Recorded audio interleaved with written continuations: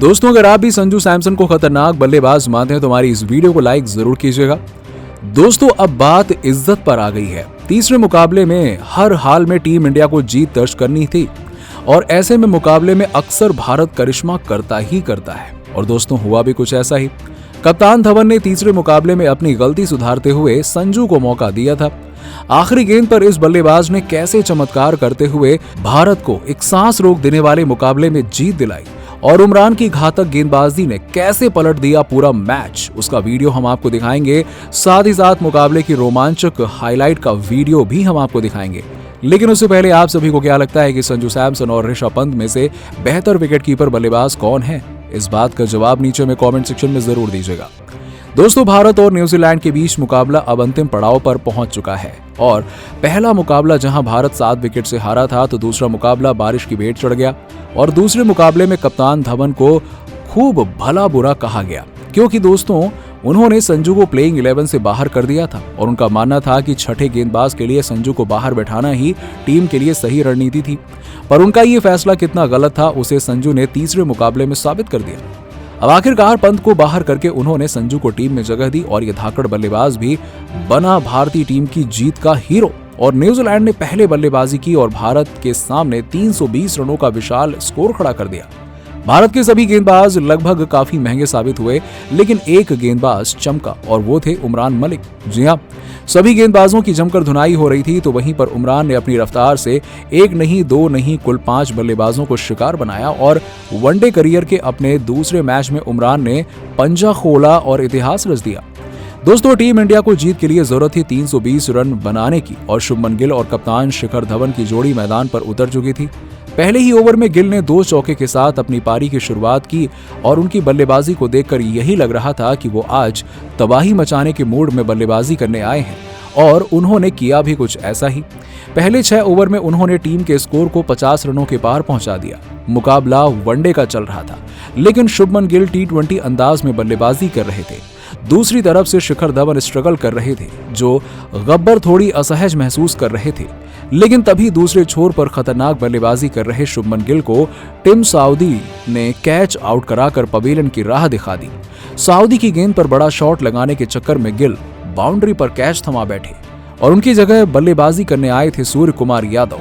शिखर धवन के साथ मिलकर सूर्या ने भारतीय पारी को आगे बढ़ाने की जिम्मेदारी अपने कंधों पर ली, लेकिन दोनों ही बल्लेबाजों ने टीम इंडिया को देखते देखते 100 रनों के पार पहुंचा दिया और भारत एक अच्छी स्थिति में लग रहा था। लेकिन तभी एक और झटका लगता है और सूर्य कुमार यादव भी 115 के स्कोर पर पवेलियन लौट गए। और आपको बता दें कि सूर्या ने 38 रनों की पारी खेली थी और उनके जाने के बाद मैदान पर एंट्री होती है भारत के उप कप्तान ऋषभ पंत की।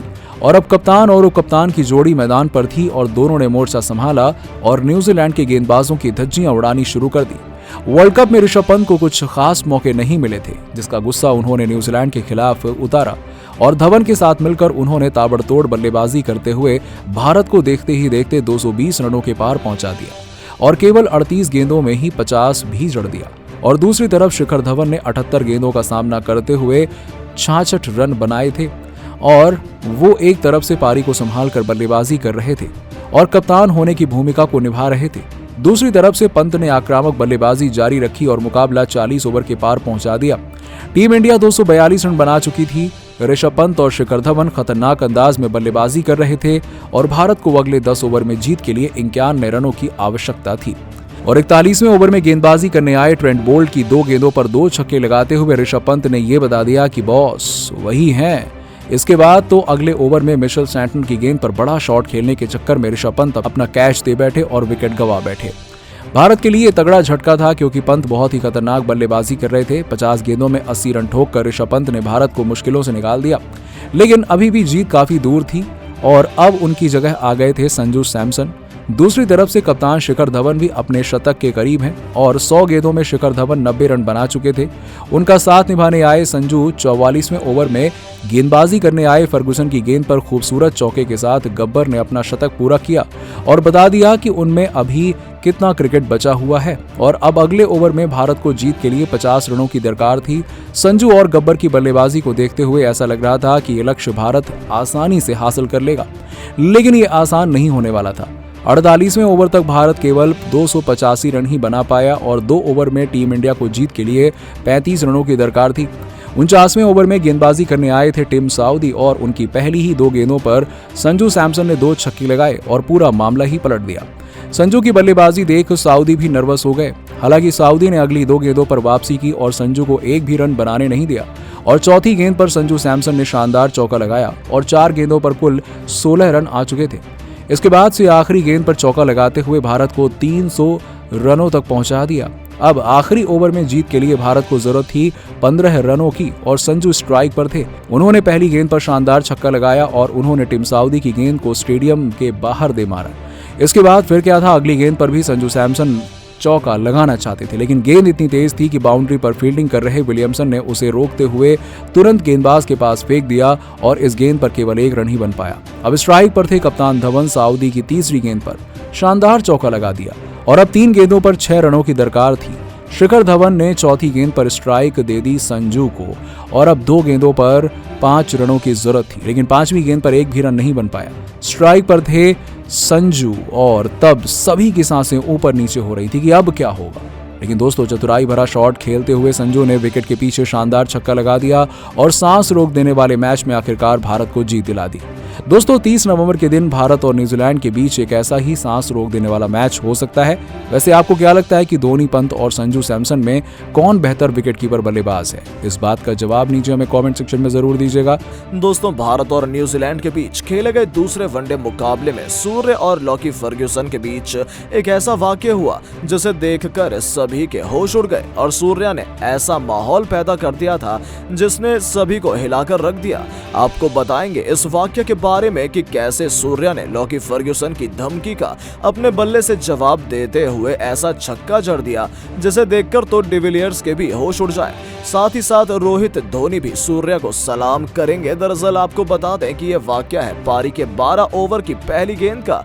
इस दौरान लॉकी फर्ग्यूसन 150 की रफ्तार से सूर्या को बाउंसर पे बाउंसर मार रहे थे और इसी बात पर सूर्या को खतरनाक गुस्सा आ गया, जिसके बाद सूर्या और लॉकी फर्ग्यूसन के बीच कहासुनी हुई और इस दौरान लॉकी फर्ग्यूसन सूर्या को कुछ अपशब्द कहते हुए भी दिखाई दिए और सूर्या ने भी फर्ग्यूसन की भद्दी टिप्पणियों का करारा जवाब दिया, जिसे देखकर ड्रेसिंग रूम में बैठे संजू सैमसन से लेकर शिखर धवन तक हैरान हो गए थे।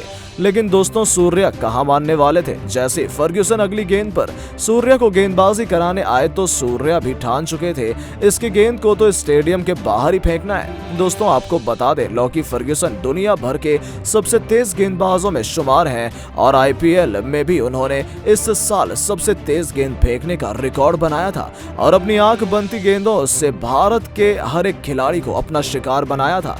चलिए दोस्तों, आपको बताते हैं इस वाक्य के बारे में।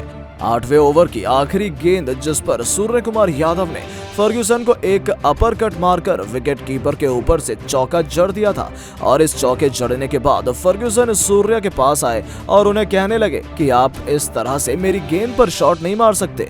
सूर्या इसकी बात को देखकर हंस पड़े और ऐसा लग रहा था कि सूर्या फर्ग्यूसन से कह रहे थे कि मेरा जहां मन करेगा मैं वहां मारूंगा। लेकिन सिर्फ फर्ग्यूसन बार वो उम्र में दोबारा गेंदबाजी कराने आए और उस दौरान तो फर्ग्यूसन ने हद ही कर दी। पहली गेंद पर शुभमन गिल ने सिंगल लिया, स्ट्राइक सूर्या को दे दी और फिर गेंद फेंकने से पहले फर्ग्यूसन सूर्या की तरफ घूरकर देखते हुए गए और फिर अपने अंदाज में फर्ग्यूसन ने 12 ओवर की दूसरी गेंद दोबारा से बाउंसर डाली। लेकिन माननीय दोस्तों, जिस रफ्तार से गेंद आई थी उसी रफ्तार से सूर्य कुमार यादव ने आगे बढ़कर इस गेंद को स्टेडियम के बाहर फेंक दिया और यह छक्का हो गया। यह छक्का इतना खतरनाक था कि जिसने भी यह छक्का देखा उसके होश उड़ गए। फास्ट बॉलर को इस तरह से आगे बढ़कर छक्का मारना, वो भी 150 की रफ्तार से गेंदबाजी करने वाले गेंदबाज को, वाकई में सूर्या ने कमाल कर दिया था। इतना ही नहीं, इस ओवर की 5वीं गेंद पर जब फर्ग्यूसन ने एक बार फिर सूर्या को बाउंसर डाला तो सूर्या ने पुल शॉट खेलते हुए इस गेंद को भी बाउंड्री के पार फेंक दिया और यह चौका हो गया था। दोस्तों, सूर्य कुमार यादव ने इन्हीं शॉट के बाद ऐसा लग रहा था सूर्या आज वनडे करियर में अपना पहला शतक मारेंगे, लेकिन इसके बाद बारिश आ गई और मैच ना कहीं केन विलियमसन से लेकर शिखर धवन तक हैरान हो गए थे और सूर्या जैसा बल्लेबाज भारतीय टीम को मिलना बेहद सौभाग्य की बात है।